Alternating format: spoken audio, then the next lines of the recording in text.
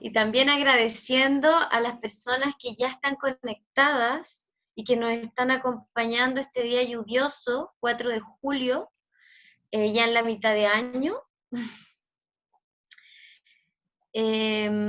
Quisiera dar por inicio el conversatorio virtual del día de hoy, de la Escuela Barrial del Barrio República, en cooperación también con el Colegio de Arteterapeutas de Chile. Para nosotros es un agrado hoy día poder estar en compañía de Miguel Launer. Hace poquito Miguel estuvo en otra actividad con nosotros y con el Museo de la Solidaridad Salvador Allende, hablándonos sobre la restauración de la casona. Fue una muy buena instancia también. Y hoy día, Miguel, la verdad es que personalmente me pone muy contenta poder tener la oportunidad de poder hoy día dialogar contigo y escuchar tu historia en torno al dibujo, mientras estuviste preso como prisionero de guerra en particularmente Isla Dawson y Ritoque. Nos vas a estar contando entonces sobre cómo fue tu experiencia con el dibujo durante la dictadura cívico-militar y cómo esta herramienta o esta arma se transformó en un recurso de resistencia y de testimonio sobre la reclusión tuya y de tus compañeros.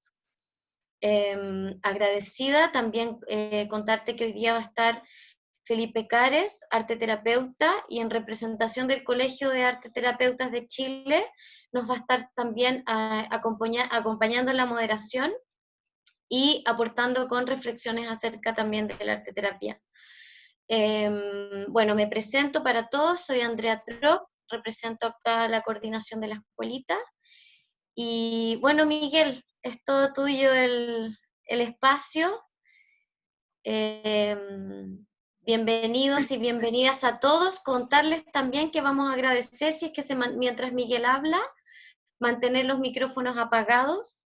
Pueden escribir en el chat las preguntas que deseen hacerle a Miguel después de que él nos hable sobre y nos entregue esta presentación que ha preparado para hoy.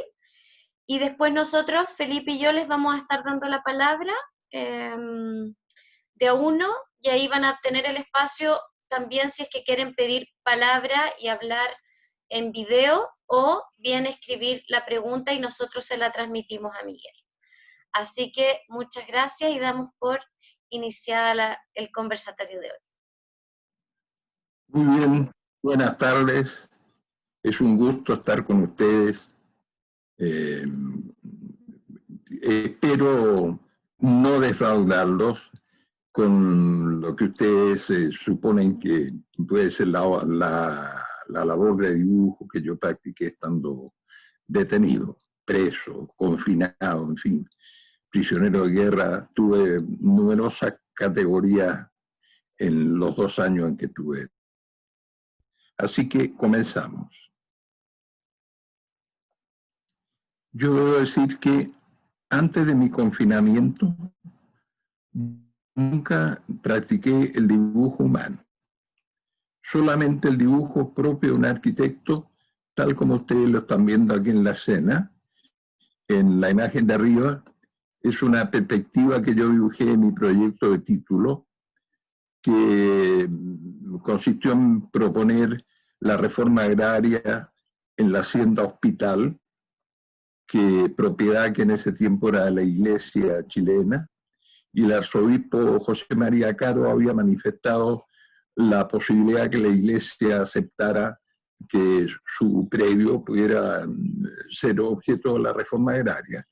Eran los primeros tiempos en que se pensaba hablar de reforma agraria en Chile, y nosotros hicimos todo un proyecto de vivienda y de organización de todo el espacio conforme a los principios de una reforma agraria. El dibujo de abajo muestra una perspectiva de nuestra propuesta para el Colegio Regional Universitario de Talca, que ganamos en un concurso de arquitectura que se hizo el año 1962, que se construyó, y hoy es la Universidad de Talca. En esta imagen yo muestro la ubicación de la isla de Dawson, como ustedes pueden ver acá. Está ubicada en el corazón del estrecho de Magallanes. Ahí está la ciudad de Punta Arenas y más o menos a 80 kilómetros de distancia está la isla Dawson. En barcaza, el trayecto entre Punta Arenas y la isla demora aproximadamente 6 horas.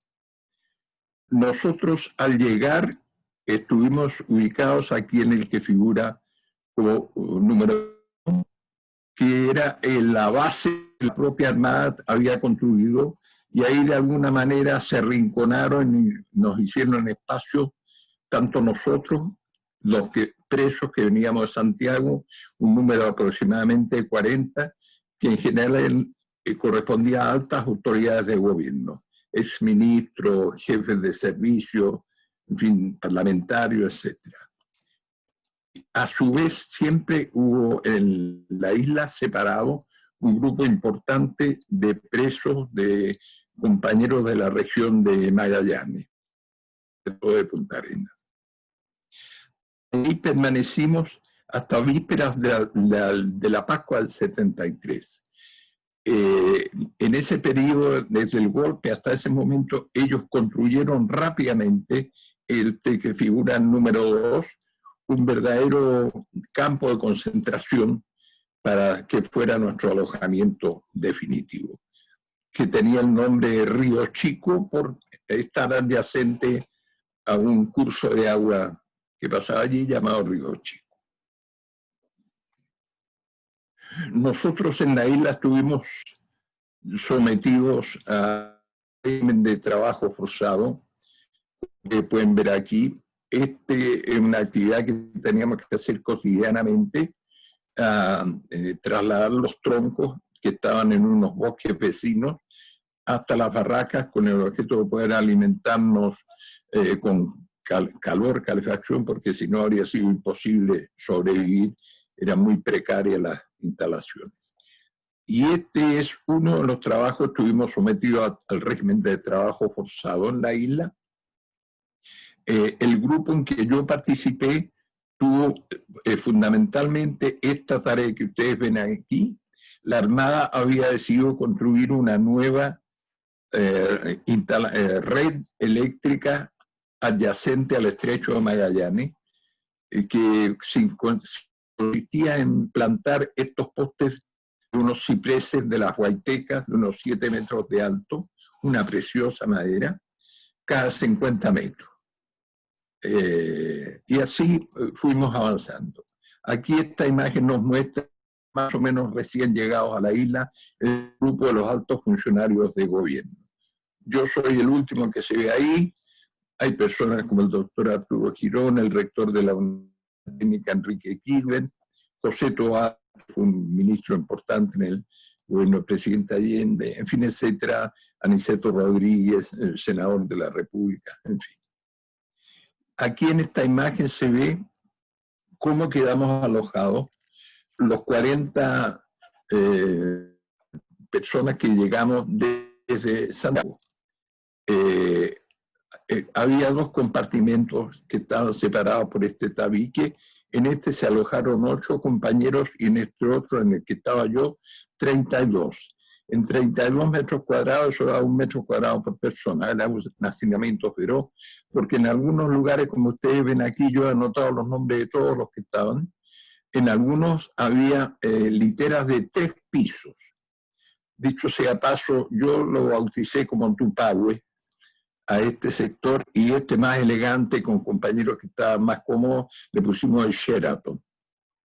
En fin, con algún rasgo de humor dentro de la tragedia a la que estábamos sometidos. Avanzando en nuestros trabajos, primera vez, hasta ese momento pensábamos que la isla era un lugar deshabitado, pero había una localidad existente llamada Puerto Harris, que había tenido su origen desde fines del siglo XIX, cuando una misión salesiana dirigida por un fraile italiano llamado José Fagnano instaló una misión llamada San Rafael, con el objeto de tratar de salvar de alguna manera del exterminio a la tribu Jona, Tehuelche, que estaban siendo exterminados a raíz de la colonización de la Tierra del Fuego.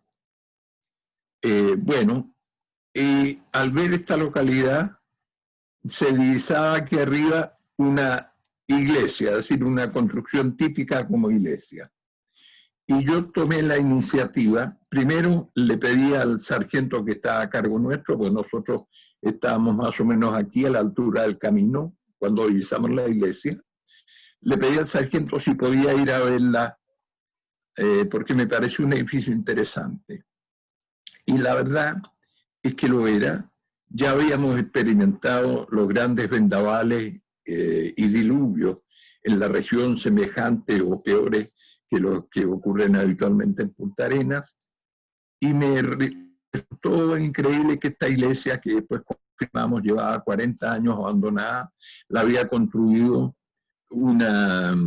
la sociedad explotadora de Tierra del Fuego, la riqueza forestal de la isla, y abandonó en 1940, una vez que extinguió toda esa maravillosa riqueza forestal de la isla. Yo confirmé en algunos casos al ver unos troncos que estaban cortados y examinarlos, que probablemente esos árboles tenían entre 1000 y 2000 años de vida, y fueron todos exterminados. Bueno,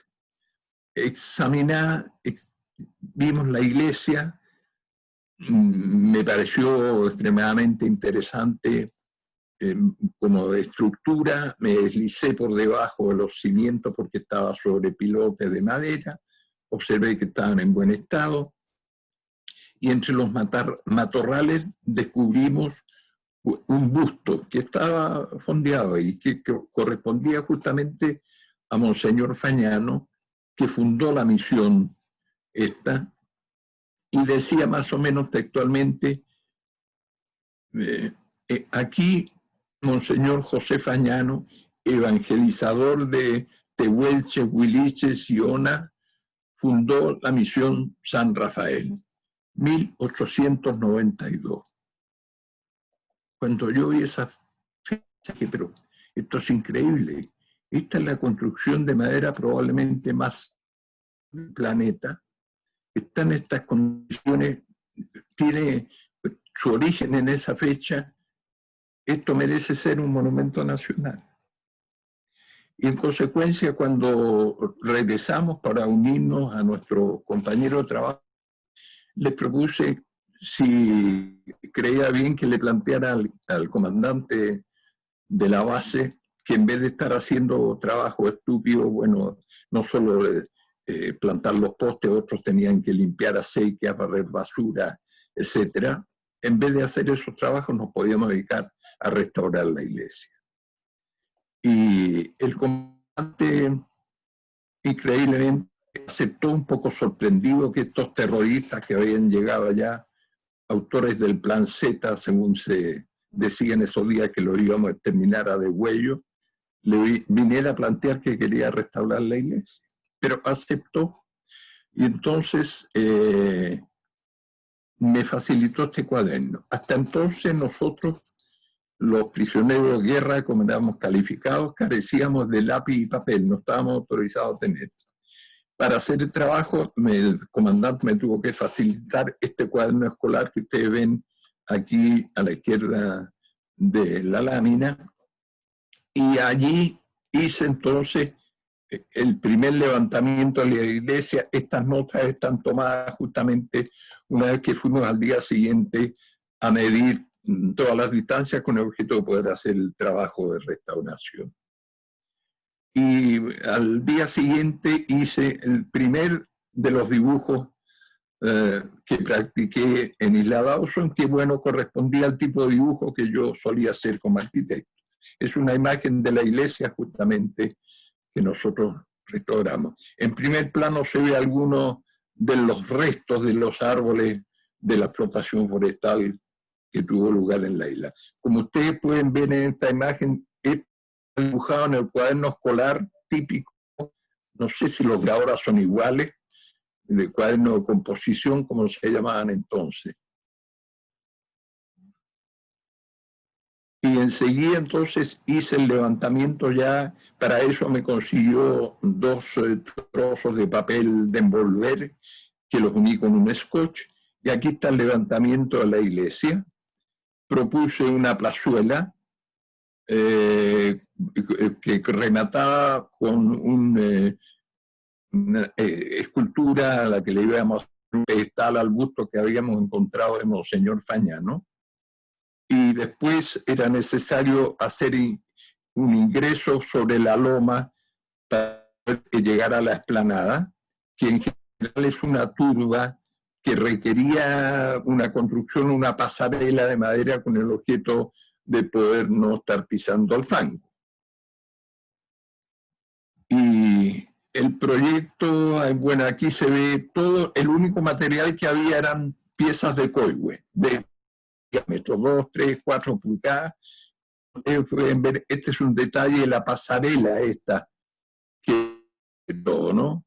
Después está aquí el proyecto que hice de escultura para colocar el busto de Monseñor Fagnano, siempre en las piezas de madera. Hay un para plantar unas flores, en fin, que sea para honrar su memoria.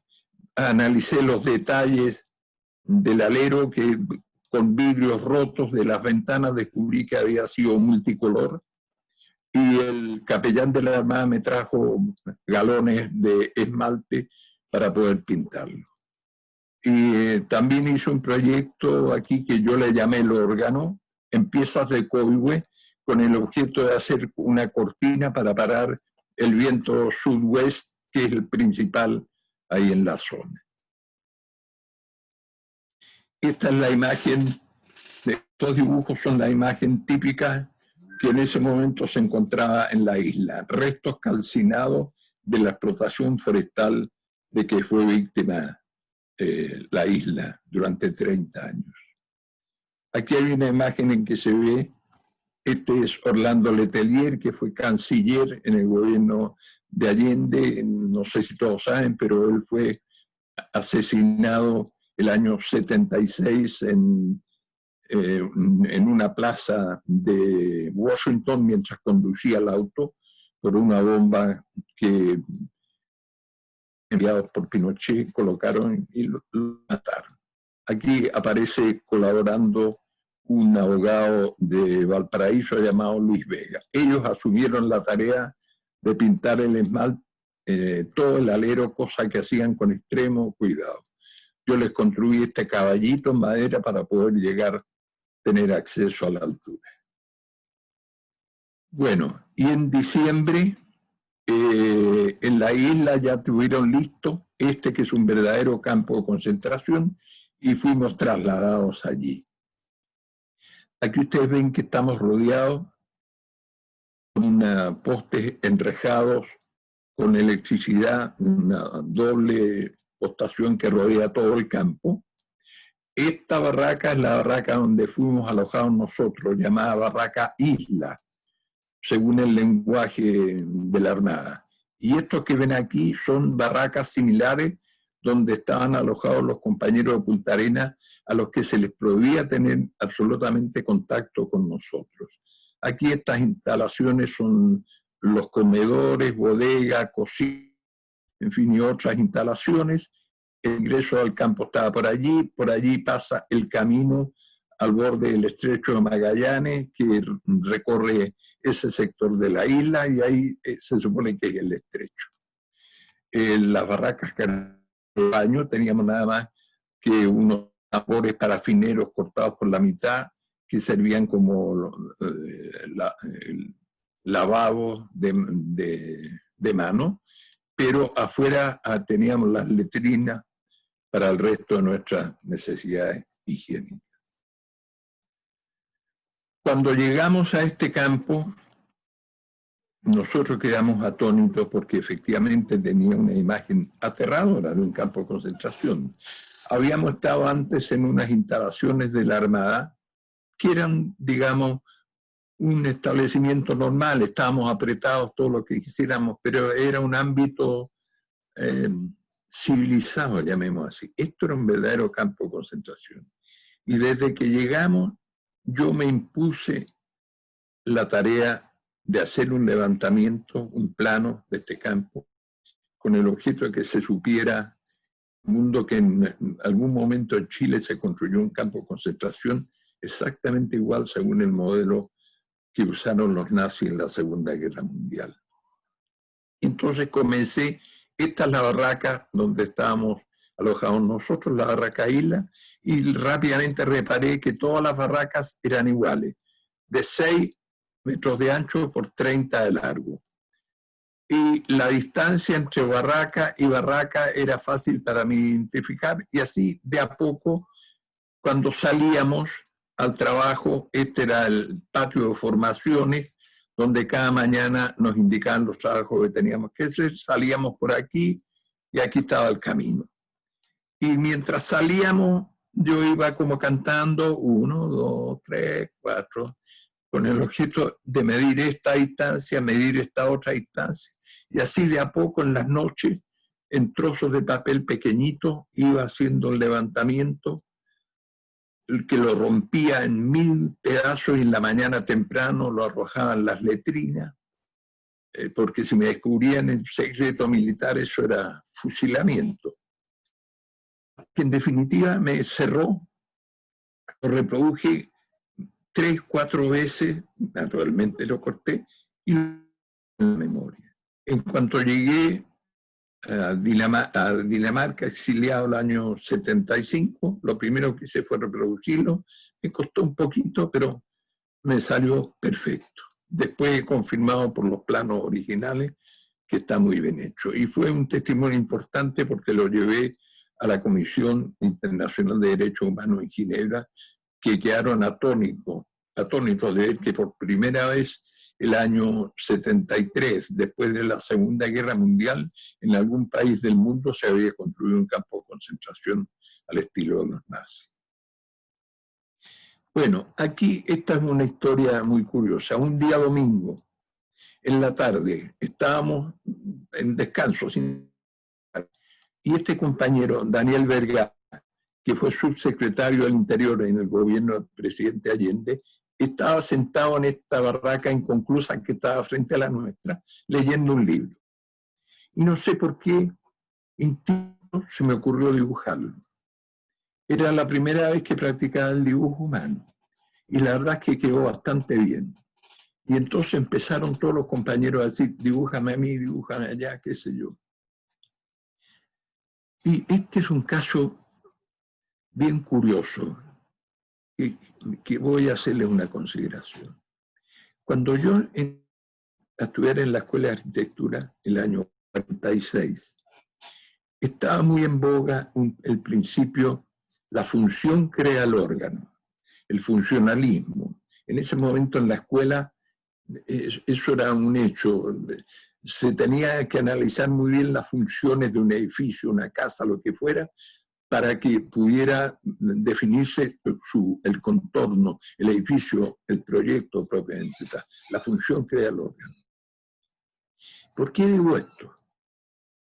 Porque yo practiqué el dibujo humano muy intensamente, tanto aquí en Isla Dawson como en Ritoque, donde fuimos trasladados más tarde, y estuve allí un año.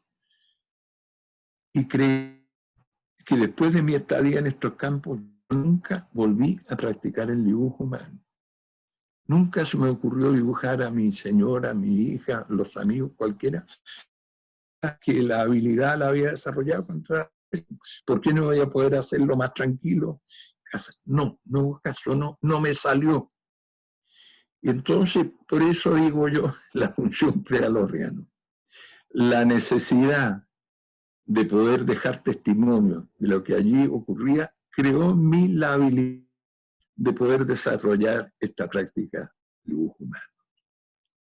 Aquí en el dibujo A la derecha están Aníbal Palma, que fue ministro de Educación en Gobierno de Allende, y don Camilo Salvo, que fue diputado, con una corvina, que es este serrucho largo que ustedes ven aquí, cortando los troncos que traíamos para poder colocarlos al interior de la estufa. Bueno, con esa práctica que empecé a desarrollar un día, aprovechando un trocito de espejo que había sacado de los trabajos en la iglesia roto, una noche me hizo un autorretrato que no me quedó nada de mal. Así era yo, digamos, el año 73, ¿no? Y empecé a dibujar otros compañeros de Toa, que está jugando una partida de ajedrez con otro compañero. Después desarrollé mucho la oportunidad a raíz de que llegaron emisarios de la Cruz Roja Internacional de la Navidad del año 73 y aceptaron llevar algunos mensajes, dibujos, cartas a nuestros familiares. Y yo entonces hice este dibujo dedicado a mi señora Anita, en que ella muestra una imagen típica del campo y el trabajo fundamental haciendo nosotros, nuestro famoso poste de ciprés de la montaña. Este es el estrecho de Magallanes y al fondo es una vista preciosa, es la cordillera de Darwin que se veía en aquel entonces con la nieve cayendo hasta las aguas. Y nos regalamos como regalo de Navidad las firmas de todos nosotros, los que estábamos allí. En cada una de las tarjetas hice numerosas tarjetas, prácticamente una para cada compañero. Esta es la litera del nuevo campo donde llegamos alojados. Estaba sin revestimiento interior, se ve solo el revestimiento afuera, una plancha de cholguán de 3 milímetros con una lámina por fuera de fierro galvanizado a 0,5 milímetros. Lo mismo cumbre, exactamente igual. Una plancha de cholguán con la famosa lámina 5B en fierro galvanizado. Eran condiciones terribles. Si la estufa no estaba encendida día y noche, no durábamos 5 minutos sin que todos despertáramos congelados. Aquí están dibujados algunos compañeros. Este que está al frente es justamente Orlando Letelier. El Aníbal Palma viene saliendo del lavaplatos que teníamos ahí donde nos hacíamos el aseo. Lavadero, arriba está el doctor Arturo Girón, siempre pensativo, y aquí estoy yo desde mi litera en los calcetines que tenía colgados. Bueno, este es el trabajo más importante que teníamos que hacer ya en el nuevo campo, como ustedes pueden ver con la doble alambrada. Arriba en las laderas había unas casetas con ametralladora apuntando todo el tiempo allí. En la Navidad del 73 también trae una tarjeta igual para cada uno de los compañeros. Esta es la que hice para Orlando Cantuaria, en que nuevamente nos regalamos todos nosotros las firmas, con el objeto de conservarlas y algún día llevarlas, otros lograr darlas a sus familiares. Y me hice entonces también un autorretrato, mientras estaba practicando el trabajo en la iglesia, en que se ve, este es el metro que me fabriqué con una vara de coihue, marcando cada 10 centímetros, el hacha, que era la principal herramienta de trabajo que tenía entonces. Bueno, y haciendo un poco mofa y mostrando claro atrás, más o menos, la imagen de nuestro cautiverio para que se pudiera entender. De mayo de ese año, fuimos de un día, a las 3 de la mañana de ese día, dijeron, prepárense todas las 6 de la mañana se van, y llegamos a Santiago.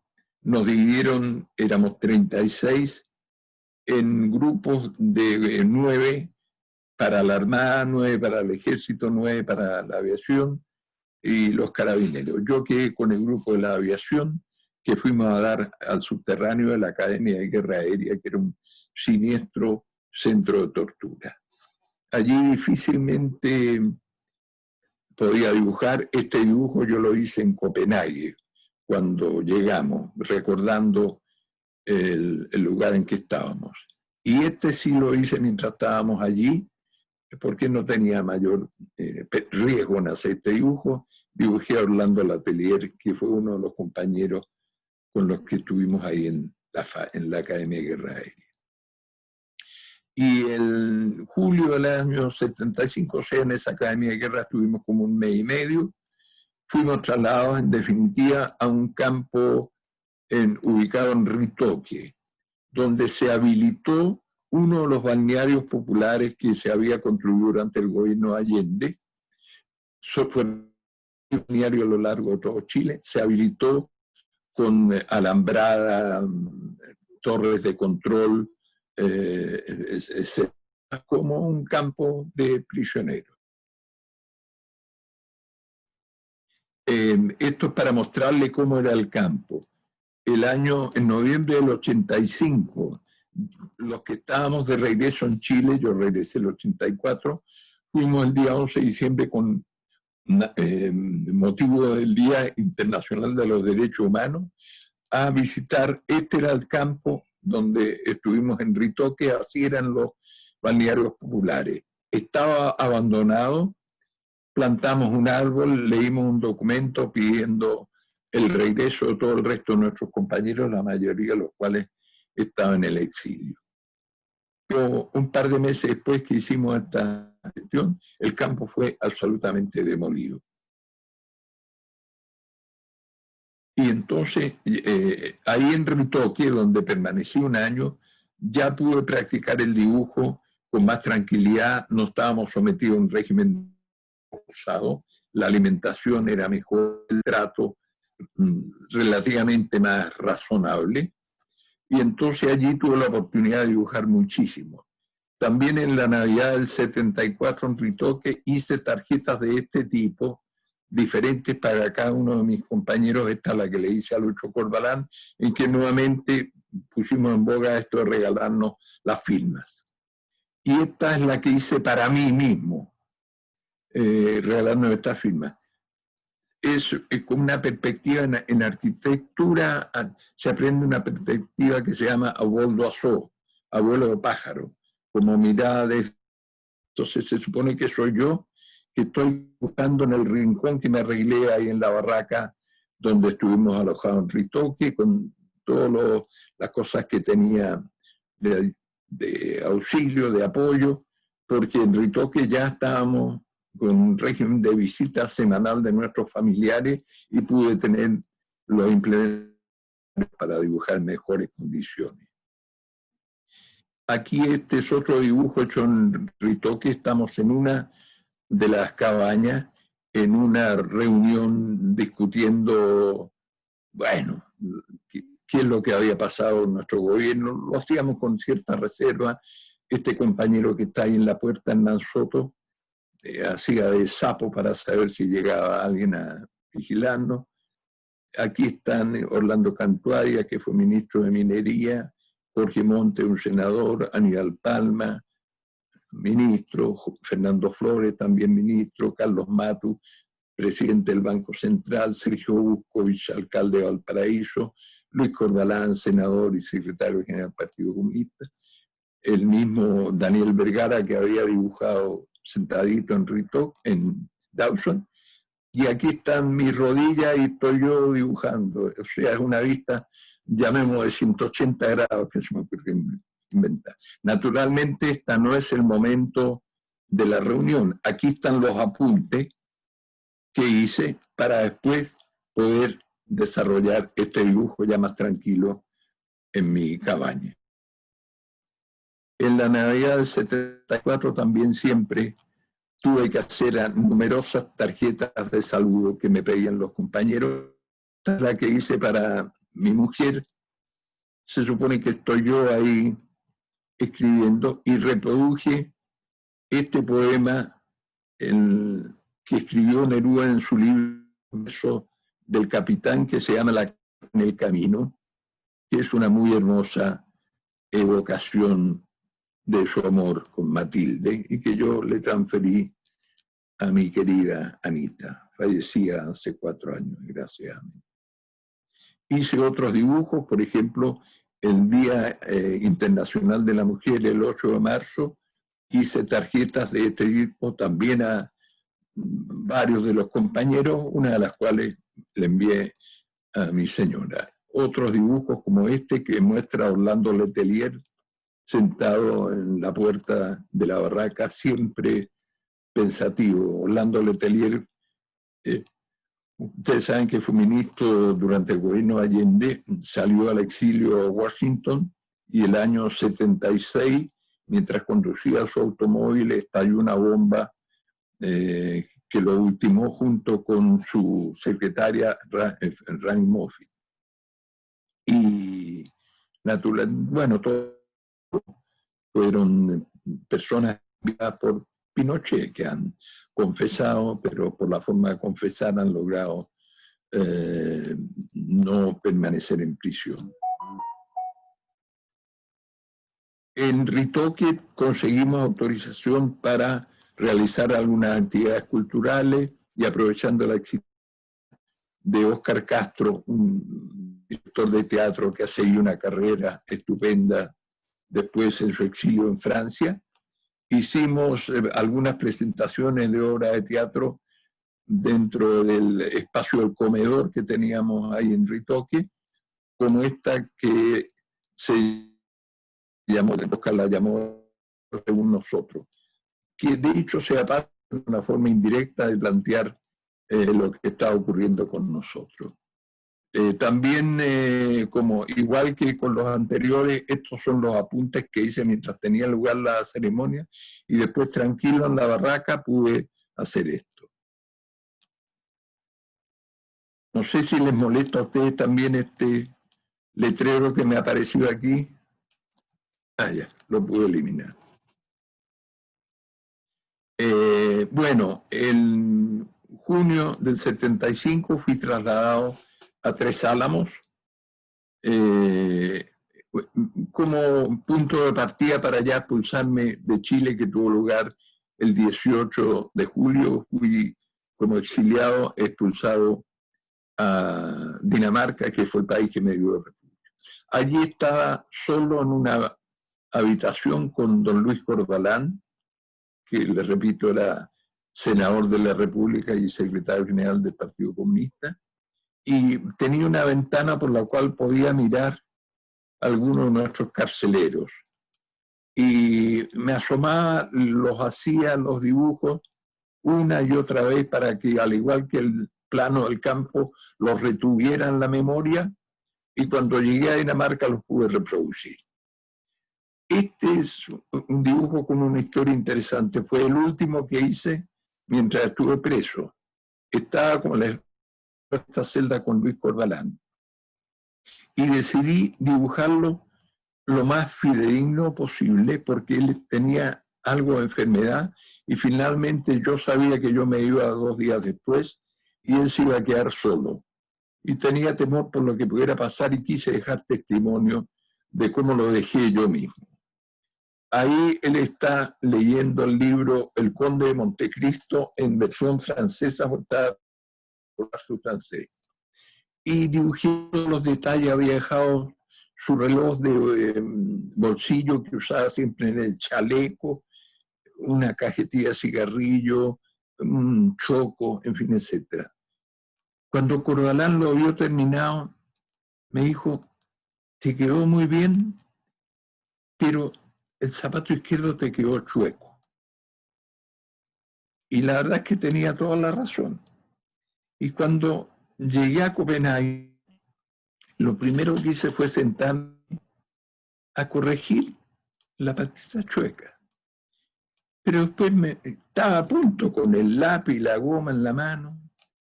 Y ahí de repente pensé, bueno, en beneficio de la memoria histórica, el dibujo debe quedar tal cual.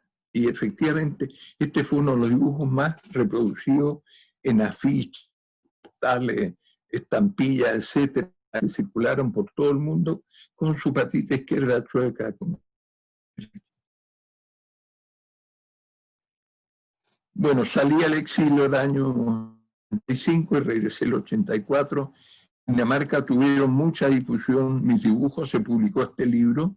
2 años en los campos de concentración de Chile, así le pusieron, reprodujeron este dibujo que yo les mostré. Y esta es estoy hablando yo en la inauguración de la exposición, ahí está justamente el dibujo de don Lucho. Tuvieron mucha difusión en Dinamarca mis dibujos. Aquí están publicados de diferentes periódicos daneses, el Lanofor, Gis, que tiene y otros, en que se ven diferentes dibujos y comentarios bastante elogiosos que recibieron.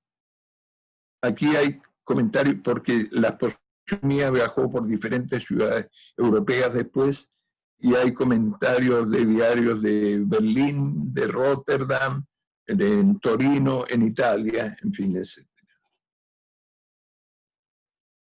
El año 2003, ya yo había regresado al 84, cuando se cumplieron 30 años del golpe militar, mis dibujos se exhibieron por primera vez en Chile. Fue en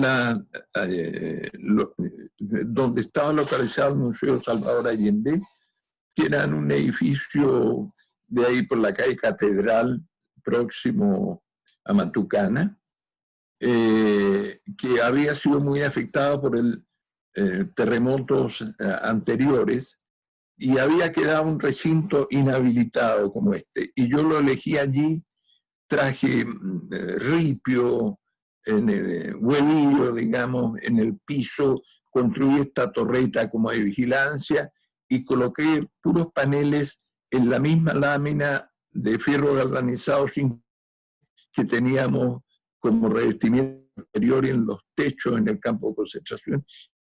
Se colgaron todos mis dibujos.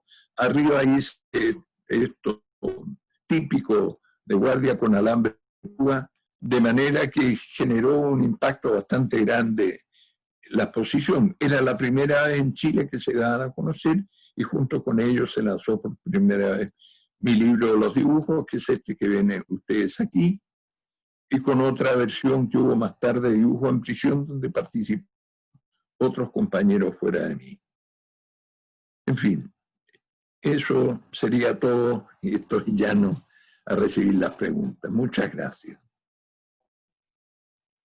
Muchas gracias, Miguel. Se nos pasó volando esta charla. Te agradezco que nos hayas contado todos estos detalles. La verdad que es impresionante observar no solamente cómo el dibujo se transformó en una memoria histórica, en un testimonio de la experiencia de ustedes como prisioneros políticos, sino también la arquitectura misma, la restauración de la iglesia, la poesía, la carta, estas relaciones epistolares con las personas que estaban afuera, incluso el teatro, porque el dibujo también nos iba mostrando todo esto que ocurría dentro. Antes de seguir, Miguel, si puedes dejar de compartir, por favor, pantalla, para que podamos observar arriba.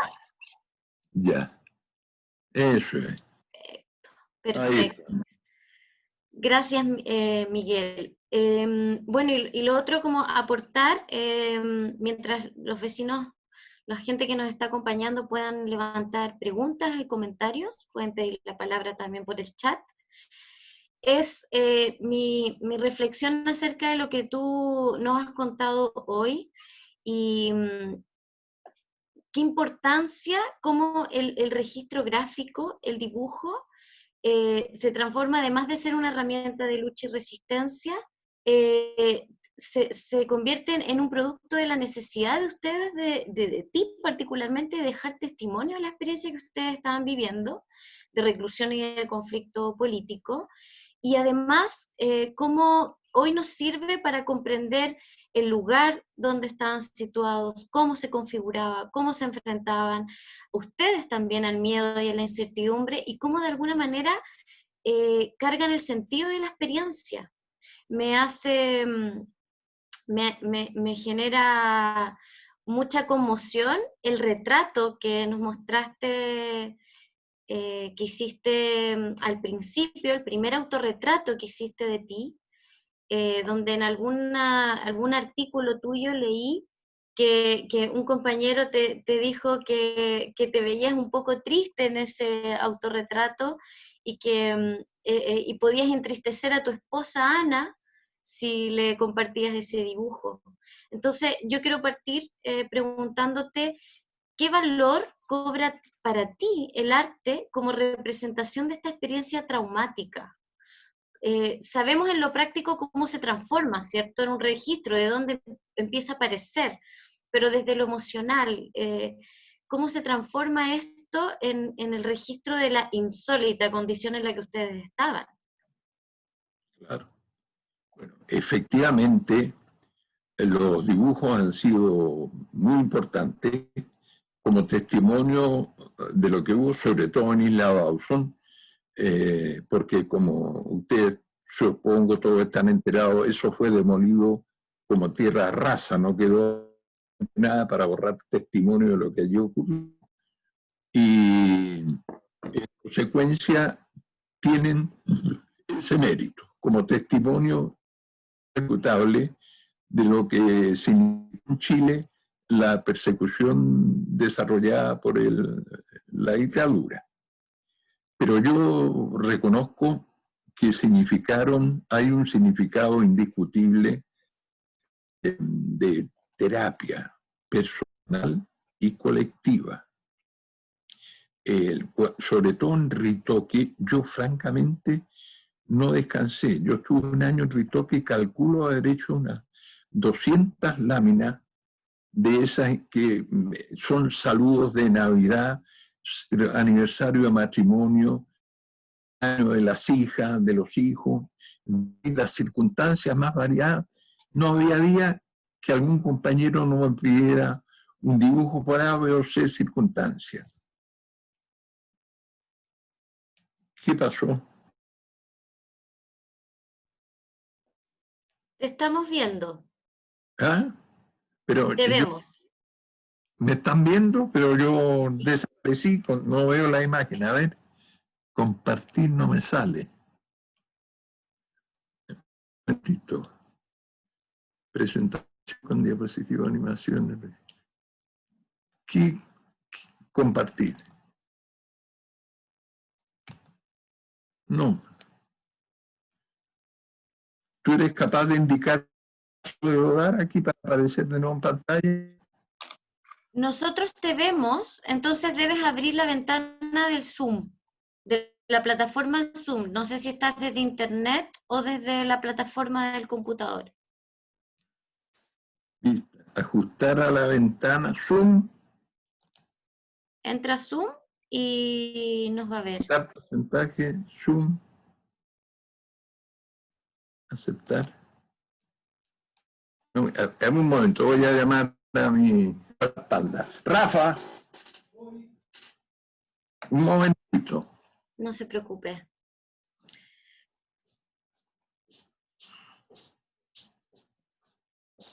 Estaba viendo toda la pantalla y de pronto alguna acción hice que quedé así. ¿Cómo puedo revolver? Ya están todos ahí. Ese. Ah, ya. Bueno, gracias. Lo que les quería decir que los dibujos tuvieron un efecto de terapia colectiva bastante importante.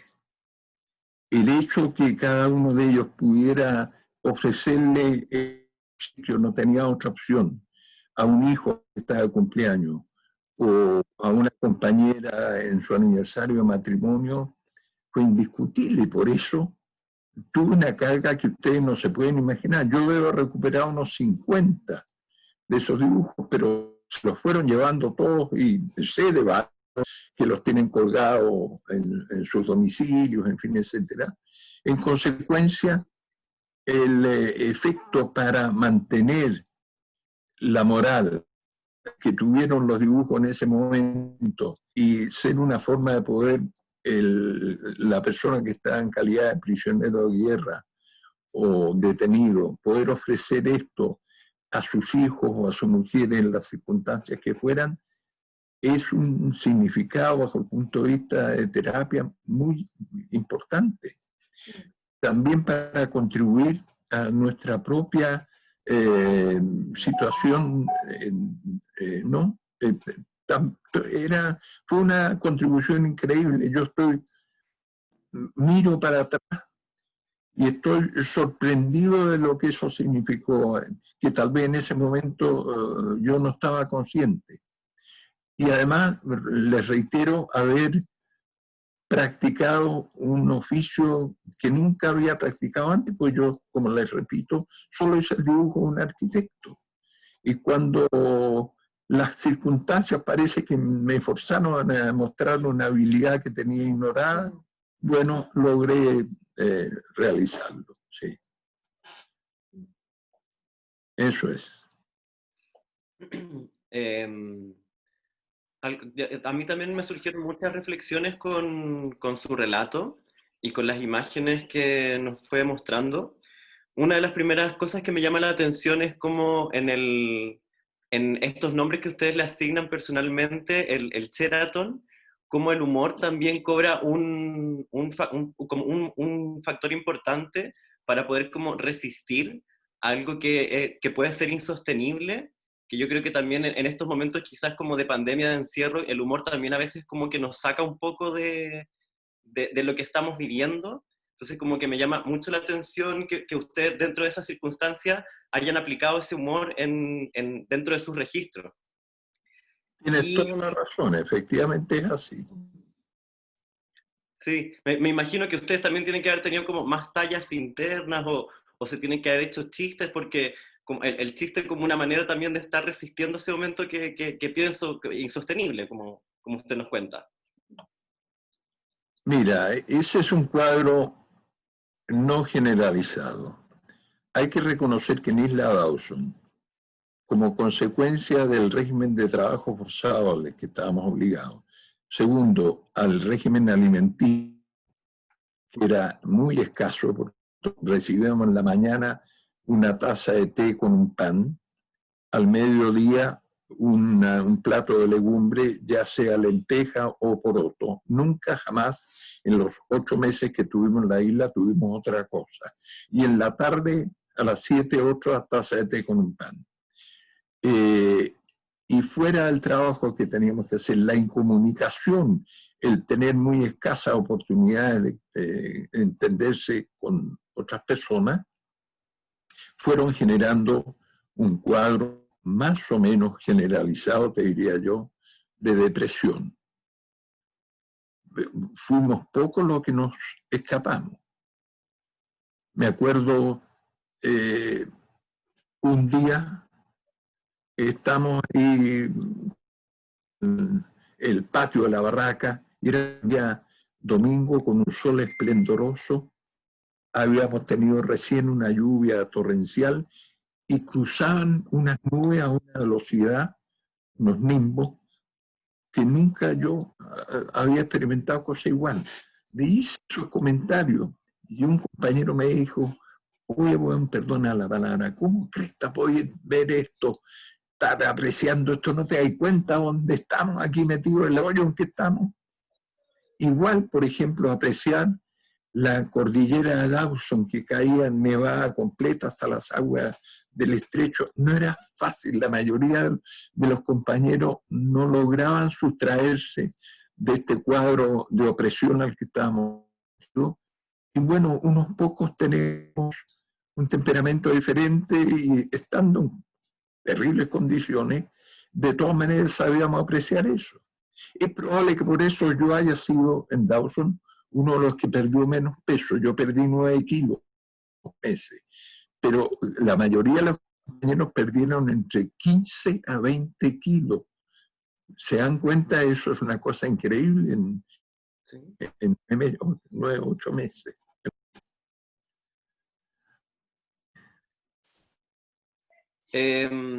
Para dar paso acá a las preguntas, Acá un participante le pregunta si hubiese cambiado la estadía sin el dibujo. Si usted piensa que el dibujo fue como un factor importante de haber resistido ese momento.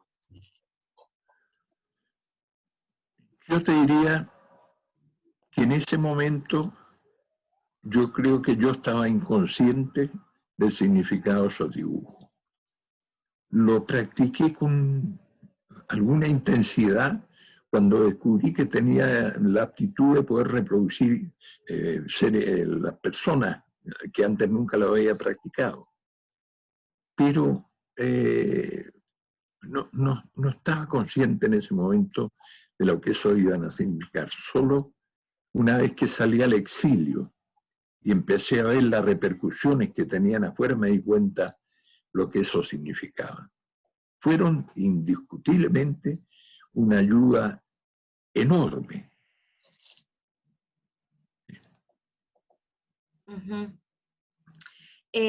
Respecto a eso, hay una reflexión reflexión de Carlos Montes desde Facebook que dice que cuando estaba detenido y se permitía dibujar en esos momentos, si tenía claro la potencia de ese acto, la relevancia que tendrían esos dibujos tanto en ese momento como a la luz de los años. Y bueno, esa nos acaba de responder de que en el fondo usted en el tiempo después se dio cuenta de la repercusión y de cómo también esto pudo haberle de alguna manera ayudado a resistir la experiencia que estaba viviendo. Y creo que la señal de lo que cuenta de que fue el compañero que menos perdió peso, la verdad que a mí me parece muy revelador también. Claro, efectivamente. Y como recién hablaban de que los dibujos también graficaban, hablábamos de que graficaban también las experiencias de adentro, los relatos que entre ustedes se compartían, cuando discutían sobre política, cuando estudiaban, cuando salían leyendo un libro, además del trabajo forzado que tenían dentro en prisión. También pienso en los momentos de ocio que también las figuras representan, ¿cierto? Como las imágenes, los momentos de juego. Incluso hay una vecina que pregunta, una persona, una mujer que está aquí acompañándonos también, disculpo el nombre, pero ella pregunta con respecto al ajedrez, si es que el ajedrez ustedes lo crearon o lo consiguieron. Y desde esa observación, quisiera preguntarle qué rol también toma el juego, como también experiencia o consecuencia del ocio en el que estaban también expuestos dentro. Cómo el juego se transformó, además del humor y el dibujo, en una herramienta de resistencia. Mira, lo que ocurrió fue así. Después de este primer periodo en que estuvimos en la base de la Armada llamada Compingín, fuimos trasladados al campo de concentración propiamente tal. Allí se rotaban cada 20 días guardias diferentes del ejército, de la Armada, de la FACH. Esta es una técnica conocida en lugares de detención como estos, con el objeto de evitar la familiarización de los presos con los guardias. Eso cambiaban cada 20 días. Y entonces, ¿qué ocurre? Hubo guardias que fueron, digamos, benevolentes, no opresivos, pero hubo otros que fueron increíbles, que si te podían dejar cada minuto del día lo hacían. Y entonces esa situación no fue cambiando, o sea, es difícil explicarlo. Por ejemplo, en febrero del año 74 llegó una guardia del ejército, presidida por un capitán curiosamente llamado Antonio Varas, que llegó un día domingo a hacerse cargo del campamento. Entró a la barraca se quedó mirando y dijo, puta, igualito a los campos de concentración de las películas. Y enseguida añadió lo siguiente: yo me tomé esta misión como vacaciones. Ustedes no me huevean, yo no los hueveo. Perdonen la expresión, pero así lo dijo textualmente. Y en una reacción increíble, nuestro delegado, teníamos un delegado, que era Hugo Miranda, un senador de la República, militante del Partido Radical, falleció, pero que fue un magnífico delegado. Cuando escuchó eso, Miranda se paró, como que se paró, le dijo, entendido, mi capitán. Nosotros no los huevamos, usted no nos hueva. Y efectivamente, durante los 20 días de Tambara, no tuvimos nosotros, teníamos un régimen estricto, pero ninguna vejación personal, absurda, injustificada. En cambio, otros, por ejemplo, de la infantería marina, que fueron los peores, por ejemplo, entramos al comedor, no les mostré ese dibujo, pero lo tengo dibujado en Copenhague, y entraba un teniente, estábamos sentados en el comedor, apuntándonos por detrás en la nuca con su fusil ametralladora. Cuando él entraba, estaba prohibido hablar en absoluto, nada. Otro día entró con una granada en la mano y la tiraba para arriba y la recogía. Te advierto que el resto de los pelados que estaban de guardia en el comedor estaban con un pavor mayor que el nuestro, tal vez más consciente de la barbaridad que estaba haciendo este hombre. En consecuencia, hay que dejar constancia que dentro de un régimen de represión no siempre las cosas son iguales. Hay miembros de las Fuerzas Armadas que entendieron su rol con un mínimo grado de comprensión, yo diría hasta de humanismo. Y otros que estaban envenenados con la teoría del plan Z, por el cual, según ellos, nosotros lo íbamos a someter a degüello a todos los altos oficiales del ejército. Esos otros, si nos podían ver cada minuto con alguna vejación, por ejemplo, haciéndonos, no podíamos estar tranquilos, teníamos que estar trotando a donde íbamos, para acá o para allá, a lo que fuera. En fin, etcétera. Y otras ya peores. En consecuencia, es importante tener claro que dentro de un cuadro de opresión, siempre la situación humana es importante. Hay algunos con un grado de comprensión diferente a otros. Algunos que en esa situación sabían muy bien que esa calidad de terrorista de cada uno no era efectiva y cumplieron con su labor de guardia, pero sin vejaciones. Y otros que hicieron lo imposible por, francamente, hacernos pasar muy malos ratos, con calabozo por 24 horas por cualquier motivo. Prohibido, por ejemplo, tengo un episodio. Estábamos formados con esta guardia también, que les digo, de infantes de marina, muy opresivo. Estábamos formados y estaba prohibido, naturalmente, reírse. Y un teniente vio que Aníbal Palma estaba aparentemente riéndose. Le dijo, a ver, ¿vos te estáis riendo? Sí, mi teniente, le dijo Aníbal Palma, me estoy riendo. Ah, sí. ¿Tenéis ganas de seguir riéndote? Ven conmigo. Tal como les mostré, el campo estaba rodeado por dos laderas bien pronunciadas. Entonces salió con el pibe, a Aníbal Palma le decíamos el pibe Palma, más joven que yo, bastante flaquito por todos los ejercicios que hacíamos, el trabajo, nuestro estado físico no era nada de malo. Y entonces le dijo, a ver, vamos para arriba, a ver si te van a quedar ganas de seguir viendo.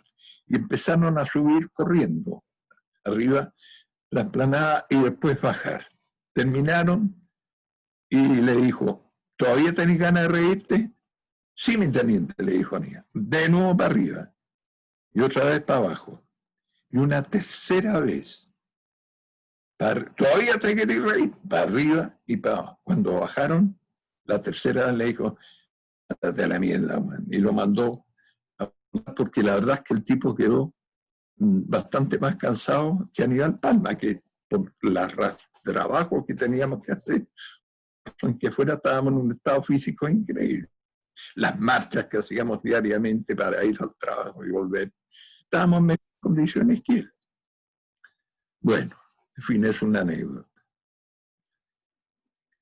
Es impresionante escuchar estos relatos porque, o sea, por lo menos como que a mí se me activan también como esto de pensar en que pasó otra vez un campo de concentración cuando ya había pasado la Segunda Guerra Mundial con los nazis, como poner a prueba otra vez como esa perversión humana, impresionante. Acá quiero leer un comentario, pregunta de Pilar, que dice lo siguiente. Muchas gracias por el testimonio que nos está dando y que le parece increíble su capacidad de atención, de memoria que tuvo durante su estadía y de la expresión artística que logró, y sobre todo bajo las circunstancias en las que usted estaba. Y son varias preguntas. Por un lado, pregunta qué recomendaciones podría darle usted a las personas que en estos momentos, como guardando obviamente las proporciones de lo que significó estar como ser prisionero de guerra, como ¿qué recomendaciones podría usted dar con respecto a esto del dibujo o del arte como herramienta de resistencia cuando uno está sintiendo mucho miedo, cuando uno está sintiendo mucha incertidumbre? Y por otro lado, ella misma pregunta ¿qué siente usted al ver ahora estos dibujos? Bueno, hay que reconocer que el dibujo, sin que yo hubiera tenido la mínima intención de practicarlo, porque les repito, hasta que tomé la iniciativa de plantear que nos dedicáramos a restaurar la iglesia, todos nosotros estábamos prohibidos de tener lápiz y papel.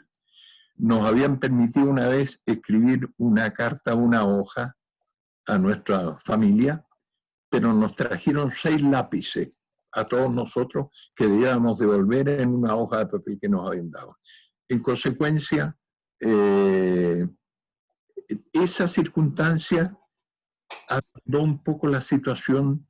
El comandante aceptó que ya todo, si es que le mandaban lápices, plumones, lo que fuera, pudieran mantenerlo. A mí incluso aceptó que me enviaran una croquera. Gran parte de los dibujos no están en ese cuaderno de dibujos, sino en croquis. Bueno, yo quiero decir que no tengo la menor duda que en el caso personal mío significaron una acción increíble, vitalidad, y darme cuenta el impacto que tenían en los compañeros que yo iba dibujando, o dejar testimonio de los trabajos que hacían. Todos decían, bueno, tenéis que cuidarlo, no sé cómo lo vamos a sacar de aquí, pero algún día la gente tiene que ver lo que hicimos. O sea, había evidencia de lo que eso significaba. Y efectivamente así fue.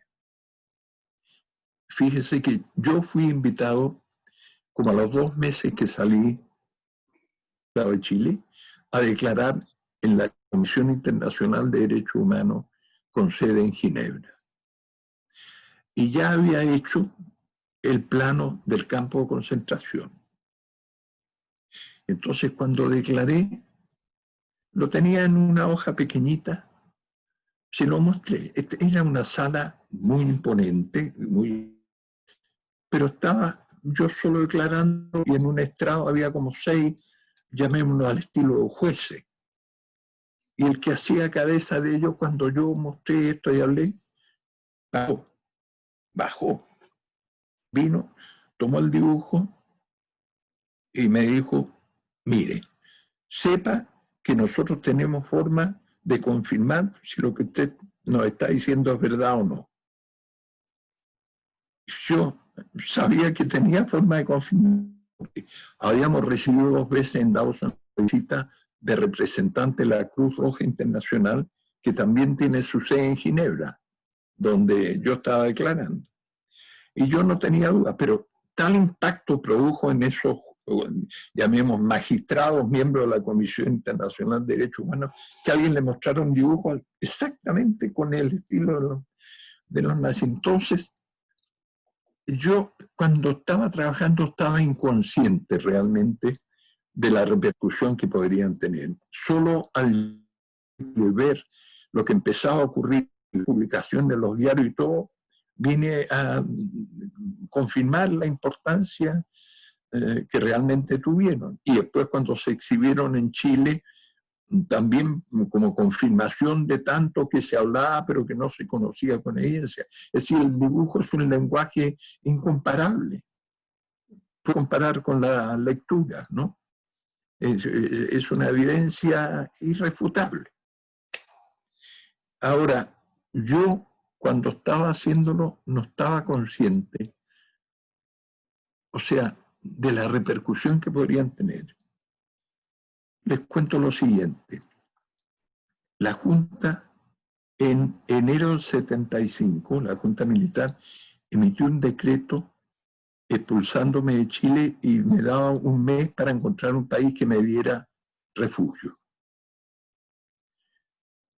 Yo lo rechacé. Vino la Anita, estaba allá en Ritoque, mi señora me contó esto, le dije, yo no tengo por qué irme, yo no he cometido ningún delito, yo me quedo en Chile. Pasaron los meses y nuevamente en abril el mismo decreto apareció y dando en plazo de un mes para tener un país que te aceptara. ¿Y ahí qué ocurrió? Yo militaba en el Partido Comunista de Chile. Vino un compañero dirigente del partido a la casa de la Anita, corriendo riesgo gravísimo porque sabía que la casa de mi señora podía tener algún grado de vigilancia. Vino expresamente a decirle, mira, dile a Miguel que no sea estúpido.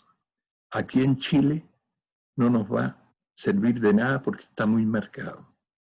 En cambio, tenemos conocimiento que ha hecho unos dibujos en los campos. ¿Sí o no? Sí, le dijo la Anita. Bueno, esos dibujos van a tener una gran importancia en la sociedad internacional. Entonces la Anita vino y me contó esta historia. Y yo, francamente, hasta ese momento, honestamente, les puedo decir que no me imaginaba tener esa repercusión. La razón por la cual acepté la expulsión de Chile y partí al exilio a Dinamarca. Y allá empecé a contratar efectivamente la sabiduría de ese compañero, que dicho sea paso, es hoy un detenido desaparecido, a quien quise muchísimo, un gran amigo. Miguel, eso que nos cuentas ahora y cómo también el dibujo te vincula no solamente con la experiencia de estar preso, sino que también lo cotidiano, el compañerismo y la solidaridad que se vivía entre ustedes. Me imagino que también ahí a mí me llama mucho la atención cuando muestras el dormitorio, los calcetines colgados de las camas, los compañeros leyendo, pasando el rato, protegiéndose de alguna manera y vinculándose porque de algún modo estaban haciendo comunidad dentro del campo de concentración. Y también tú ofrendabas muchos dibujos para que también ellos pudieran regalar o pudieran mantener como en su recuerdo. Y como también el dibujo se transforma en un puente, un conector entre tú y tus compañeros y tú y tu familia afuera. Que además de entregar pistas de alguna manera a los familiares sobre dónde estaban ustedes o cómo era el lugar, o cómo se iban también trasladando, cómo los iban trasladando, se generaba un registro súper potente. Y a propósito de esa...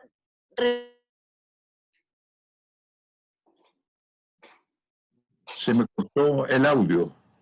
Sí, Andrea se quedó pegada. Ya. Ahí volvió. Ahí volviste, Andrea. Se había quedado pegada. Sí, volviste. ¿Y hasta dónde llegué? No lo alcanzamos a escuchar, o sea, lo último que dijiste no lo alcanzamos a escuchar.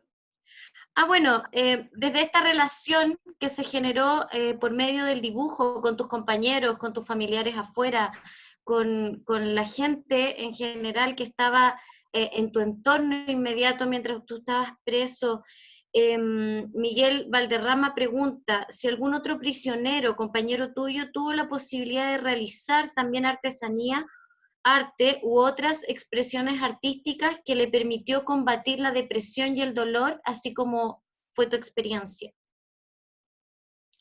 Sí, bueno, yo quiero remarcar que efectivamente el grado de fraternidad y de solidaridad que se establece entre los seres humanos que están en una situación así es inverosímil.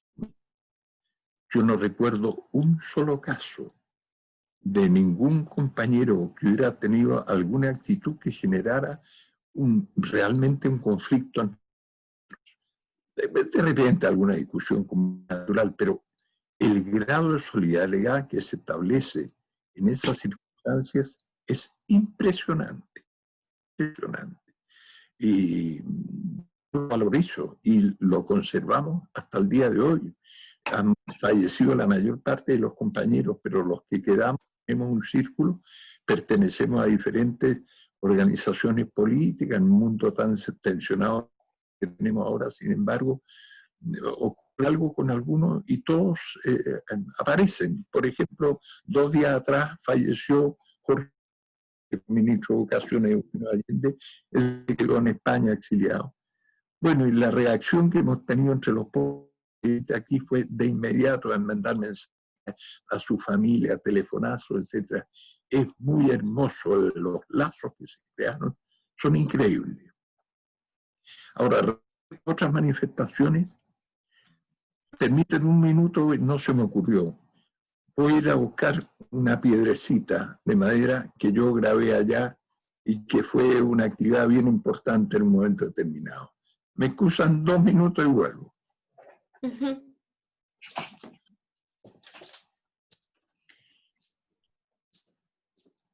Bueno, si alguien también quiere pedir la palabra, también pueden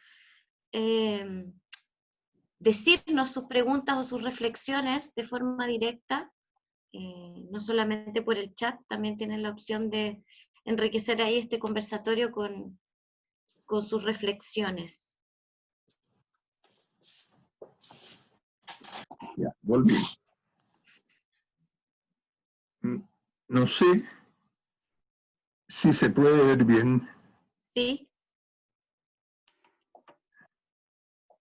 Esta es una piedra grabada. Si ustedes ven ahí, ese es un caiquén. No sé si lo alcanzan a captar bien, ¿no? Perfecto. Pero les voy a decir. Hubo un momento que alguien descubrió, no yo, de los presos, de los compañeros de Punta Arenas, que a orilla del estrecho hay una gran abundancia de piedras negras, pero negras, un basalto, y relativamente blandas, fáciles de tallar, sobre todo con las puntas en la, digamos, en la isla. En la explotación que se hizo durante la época forestal, sí, se demarcaron muchos potreros con alambre de púa. Y es un alambre de púa que trajeron importado de Inglaterra, extremadamente duro. Entonces nosotros aprendimos que desprendiendo algunos trozos de esos alambres de púa, podíamos grabar en estas piedras. Entonces se reprodujo de repente una situación en que todo el mundo quería grabar. Y yo era, en general, la persona que les dibujaba con un lápiz la imagen. Muchos querían un monograma, ya mi señora AM dibuja AM. O la figura que me pidieran. Dicho sea paso, no pocos militares, según las guardias, o soldados, más bien conflictos, me pedían, ¿por qué no me hacen dibujitos? Traían una piedra y yo le dibujaba, etc. Bueno, O sea, esto se transformó en una actividad generalizada. No había quien no estuviera haciendo, dibujando estas piedras. Naturalmente, en un momento cambió la guardia, se inventó que todos estos alambres de púa o similares, por ejemplo, antes había unas llavecitas con que se abrían las latas de conserva, que aparecían como un pequeño puntero metálico. También de las latas de conserva lo guardamos, ayudaban. Bueno, llegaron un día, allanaron la barraca, retiraron todas estas piezas auxiliares con las que estábamos tallando las piedras y calificaron que nosotros estábamos preparando un levantamiento por lo cual se prohíbe terminantemente esta actividad. Pero digo, es increíble cómo después que uno comenzó con esto, que no fuimos nosotros, sino compañeros de Punta Arenas, cómo se generalizó. Y no había quien no estuviera tallando de estas piedrecitas. Yo tengo dibujos de compañeros tallando que no los mostré ahora, pero quiero decir que esta fue otra actividad bien importante, yo diría, en este generalizada, porque prácticamente todos están trabajando y no cabe duda que la ayuda que esto significaba, la relación que establecía finalmente en general con sus compañeras a quienes estaban dedicadas estas piedras, es increíble. Les cuento para terminar sobre esto la siguiente anécdota. José Toá, que fue ministro, muy amigo, muy cercano, presidente Allende, era un hombre de 1,94 m de estatura. Él estuvo en La Moneda, compartió con el presidente, le tocó todo bombardeo, etc. Bueno, lo enviaron a la isla Dawson. Llegó con un grado de depresión no menor. Y segundo, José toda su vida jamás había comido lenteja. Nosotros hubo un periodo en que tuvimos durante 62 días consecutivos solo lentejas. Ahí variamos unos días a poroto. Bueno, y el flaco, resumen, era un hombre de 1,94 m. Llegó en septiembre a la isla, lo sacaron en marzo, teóricamente para ponerlo en libertad. Era mentira, lo llevaron al hospital militar, inventaron que se había suicidado, pero en definitiva los jueces probaron que lo mataron. Pero, ¿qué quiero decirle? Él se enteró en la noche que al día siguiente, en marzo, lo mandarían a Santiago. Y entonces, pero estaba ya extremadamente débil. Y se puso a grabar rápidamente unas piedras que quería llevarle a su señora. Y yo lo vi, estaba en un estado francamente incapaz de hacerlo. Y me acerqué y le dije, flaco, pues yo era muy amigo de muchos años con él. Le dije, flaco, te ayudo a grabar las piedras. No me dijo, quiero que la Moy sepa que yo grabé esta piedra. O sea, su mujer. Bueno, esto para mostrar una actividad, cometí un error de no haberlo mostrado en mi exposición, que fue muy importante y sobre todo muy generalizada, porque no hubo compañero de los detenidos que no la practicara. ¿Para qué decirle en los de Punta Arenas, donde hubo algunos verdaderos maestros? Muchas gracias. Acá me gustaría leer un comentario de Senka Sturnela de Facebook, y me voy a tomar un poco de su comentario para reformular un poco la pregunta que hace ella, porque dice lo siguiente: su experiencia nos habla de la posibilidad de crear arte para visibilizar lo que ha sido negado por el poder dominante. Lo que quisieron ocultar en la isla Dawson, usted nos está mostrando ahora, o sea, con este testimonio gráfico.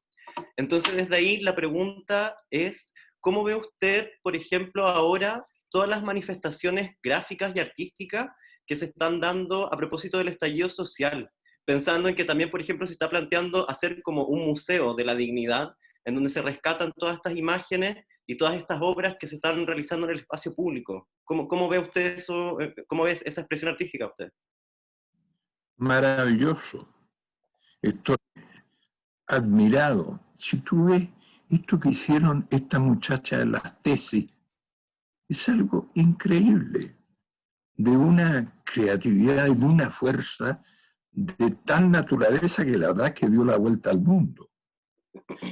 Y también ahora en el marco del estallido social de octubre, proliferaron sobre todo el arte mural, los rayados murales, algunos francamente bellísimos, sorprendentes. Por cierto, hay muchos que son mensajes dirigidos o a los pacos, en fin, etcétera, pero hay no pocos que significaron francamente obras de arte, es decir, circunstancias con las que se han vivido en el estallido social, a mi juicio, hacen explotar habilidades artísticas que algunas personas incluso desconocen. Nosotros en el gobierno de la Unidad Popular, en el espíritu que eso despertó los primeros 2 años antes de que empezara la conspiración contra el presidente, yo quiero decir, fueron una verdadera fiesta.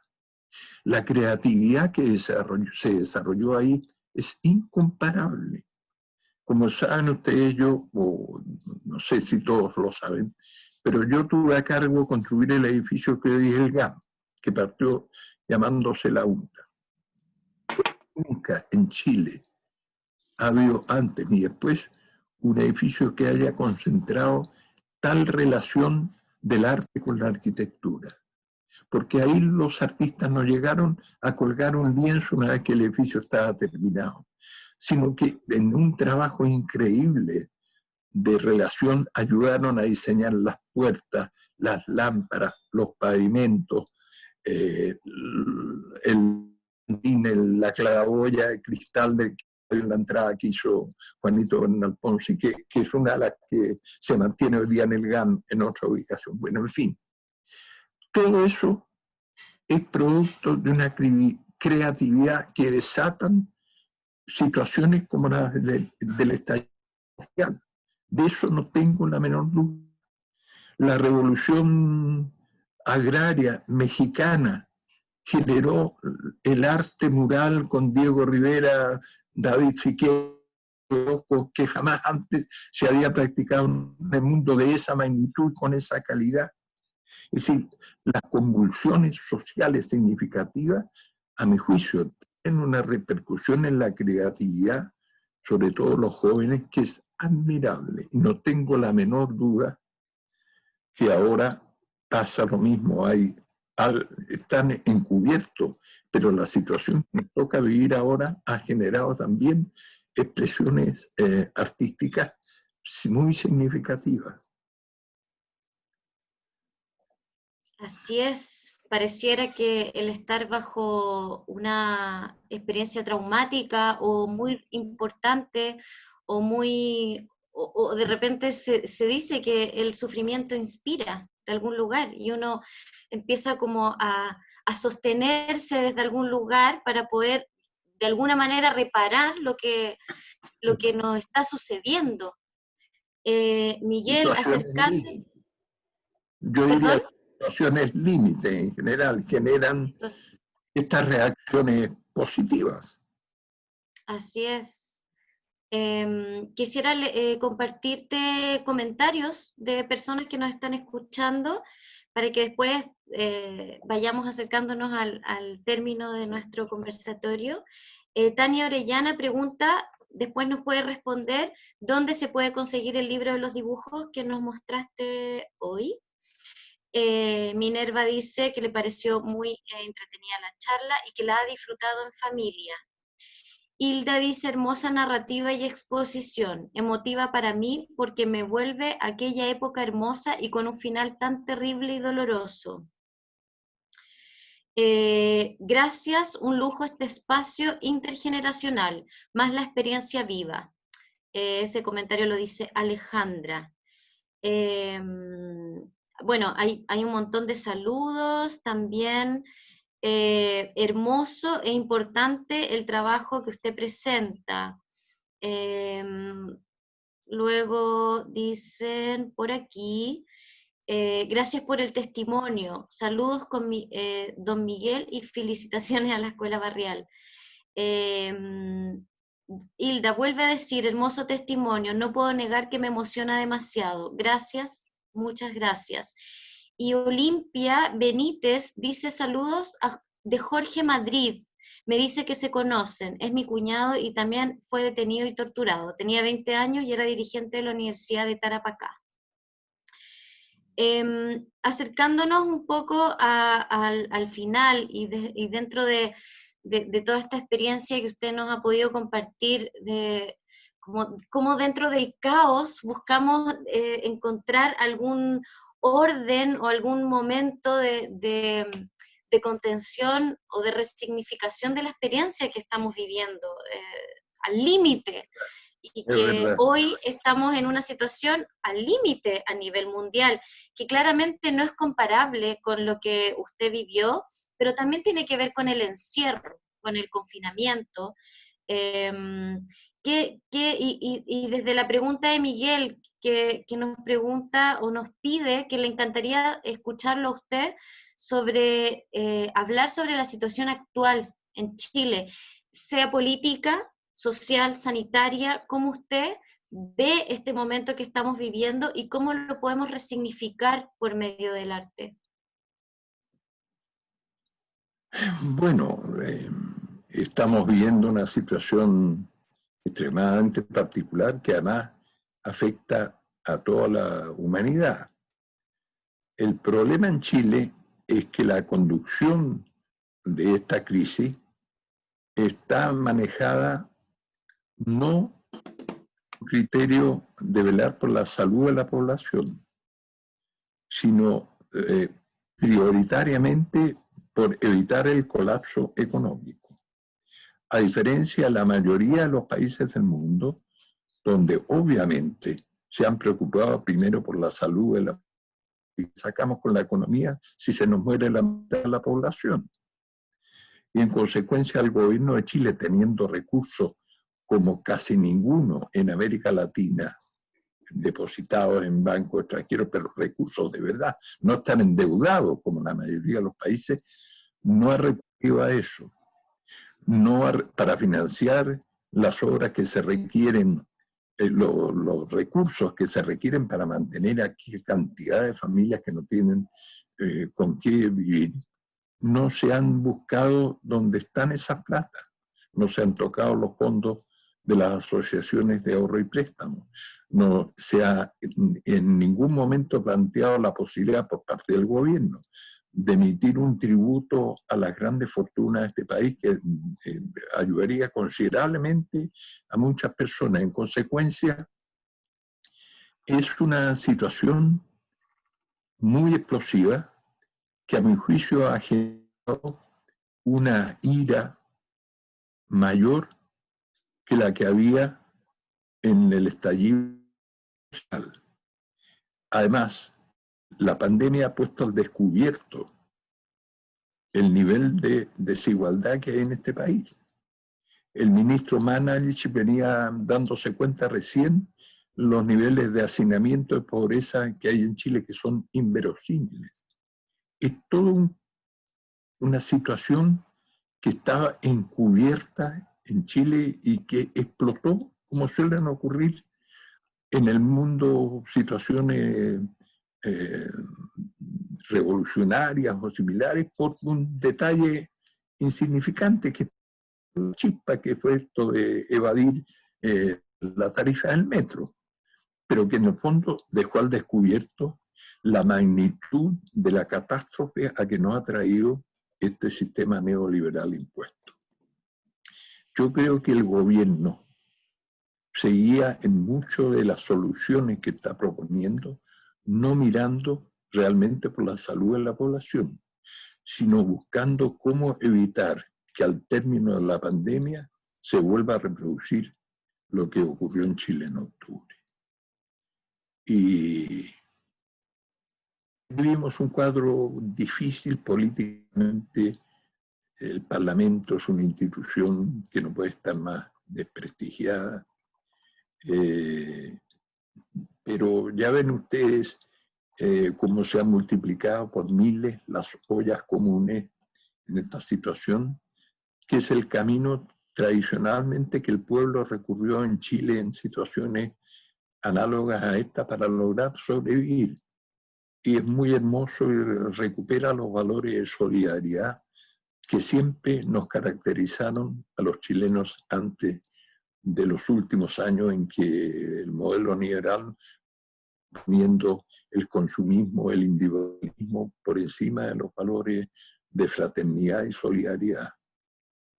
Yo estoy convencido que vamos a salir con esto reproduciendo de alguna manera el cuadro que vivimos con el estallido social. Dicho sea paso, hay internacionalmente, hay ya no pocos ejemplos que lo muestran. Una elección, el gobierno de Macron tuvo un desastre. ¿Y quiénes fueron los mayores beneficiarios? Los partidos verdes, porque junto con el estallido social se ha puesto en evidencia la magnitud de la catástrofe ambiental que nosotros estamos viendo sobre la base de un modelo que lo único que le importa es el consumo y el consumo y el consumo al precio que sea, y eso no es posible, el planeta tiene un límite. El Washington Post escribió un artículo interesantísimo diciendo algo así como o el fin del capitalismo o el fin del planeta. El Washington Post. En consecuencia, es imposible suponer que vamos a terminar, vamos a salir de esta situación y el modelo que nos ha regido durante los últimos 40 años va a seguir igual. Imposible. ¿Cómo será el cambio? Suponemos que el plebiscito es un camino en que se pueda lograr acabar con esta constitución bárbara que tenemos hoy día en este país. Yo quiero decir, en mi campo, por ejemplo, la vivienda. No sé cuántos de ustedes están enterados, pero en la actual constitución de Pinochet, la palabra vivienda no existe. Nunca. En las 80 páginas no existe, no se menciona la palabra vivienda. ¿Para qué decir el derecho a la vivienda? Como lo establecen la mayoría de las constituciones en todo el mundo, ¿no? En consecuencia, no creo posible que a la salida vayamos a tener la normalidad anormal que teníamos antes de octubre.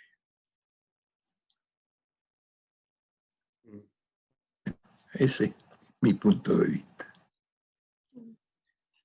Sí, antes de que la Andrea ya vaya cerrando el conversatorio, y me gustaría tomar algo que usted mencionó en el relato, que creo que es interesante pensarlo desde la salud mental, que la salud mental en este momento está siendo muy afectada y va a ser un tremendo tema una vez que se termine esta cuarentena, que usted en un momento del relato dice que, bueno, usted es llevado a este campo de concentración y se le asigna una tarea forzada, pero en un momento cuando usted se da cuenta de que quiere restaurar la iglesia y quiere salvar algo de ahí, usted dice, yo me puse una tarea. Entonces, entendiendo también como desde la salud mental que, como pensando en que usted nos comenta que algunos de sus compañeros se deprimieron mucho, obviamente por la situación que estaban viviendo, como que la depresión tiene que ver también con que a mí se me trunca un proyecto, o sea, me quedo sin un proyecto. Pero usted ahí como con esa resiliencia que tuvo, usted se puso un proyecto, se puso una tarea de algo que quería salvar y con eso salvarse a sí mismo también, o sea, poder salvarme, salvo la iglesia porque también me salvo de eso y genero un proyecto. Entonces pensando en también esta cuarentena nos trunca nuestro proyecto, estamos sin proyecto a futuro, estamos a la deriva.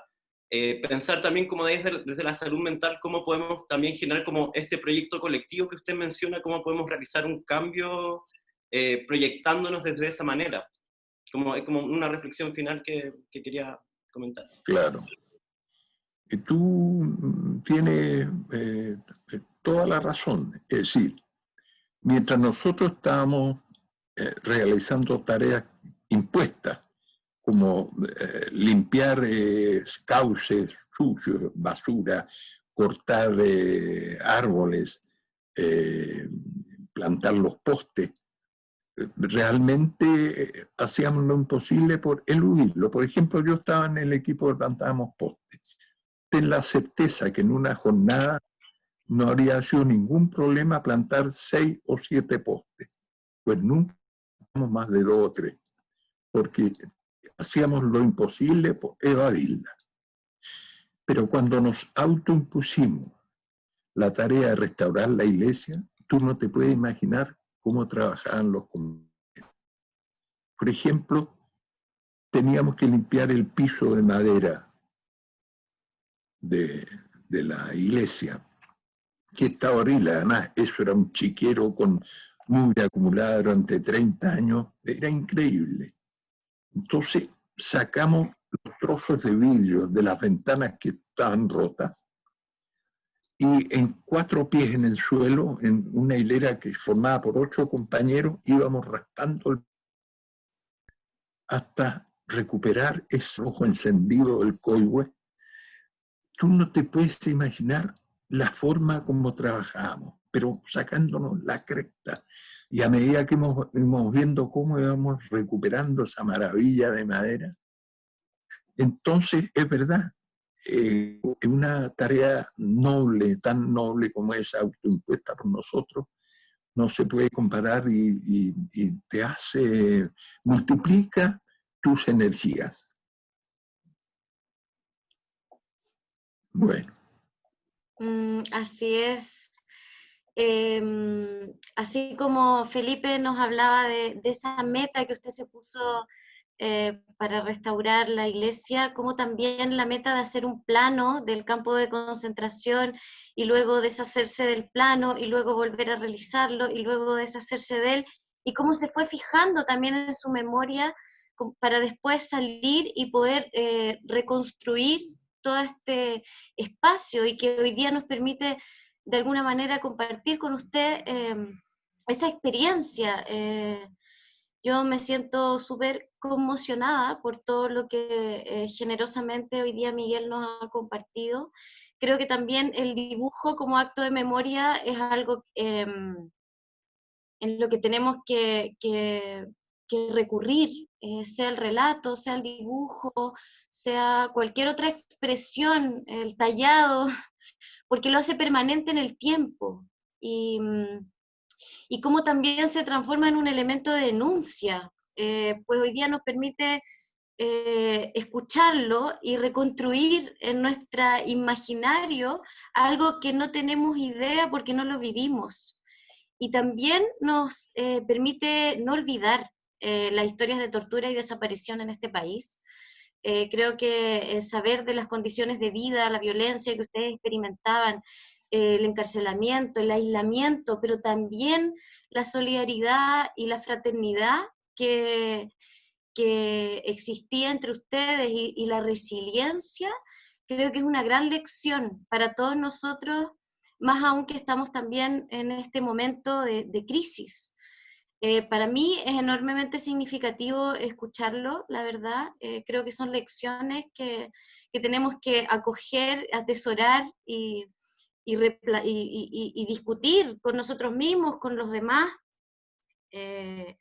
para conectarnos con aquello que nos duele también, con aquello que nos duele, pero con aquello que nos hace también tanto sentido. Hay muchos saludos y agradecimientos por su testimonio. El último comentario de Samuel, que dice: pareciera que el arte es una forma de darle forma a eso que es tan traumático, darle vida a los lugares donde se vivió tanto dolor y tanta muerte. Un pequeño detalle que olvidé.